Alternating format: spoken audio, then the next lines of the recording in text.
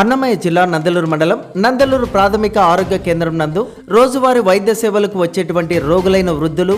మరియు బాలింత మహిళలకు ఆసుపత్రి నందు వైద్య చికిత్సలు చేసుకున్నటకు మంచాలు తక్కువ ఉన్న కారణంగా చాలా ఇబ్బందులు పడుతున్నారని స్థానిక ఆసుపత్రి వైద్యులు నందలూరు సర్పంచ్ మోడపోతుల రాము దృష్టికి తీసుకువెళ్లడం జరిగింది. ఈ ప్రక్రియలో గాంధీ జయంతి సందర్భంగా నందలూరు లయన్స్ క్లబ్ మరియు వాకర్స్ క్లబ్ ఆధ్వర్యంలో international vice president Konduru Sarath Kumar Raju సూచనల మేరకు రోగుల కొరకు 4 ఐరన్ మంచాలు, పరుపులు, దిండ్లు ఆసుపత్రి నందు అమర్చడం జరిగింది. ఈ కార్యక్రమంలో doctor Sarath Kamal, doctor Karthik, doctor Jayabhaskar Rao, Manyam Rammohan, Kurra Mani Yadav, Modapothula Ramu, Kothapalli Rajachari, Jangamsetty Hari, Gadi Sunil Reddy,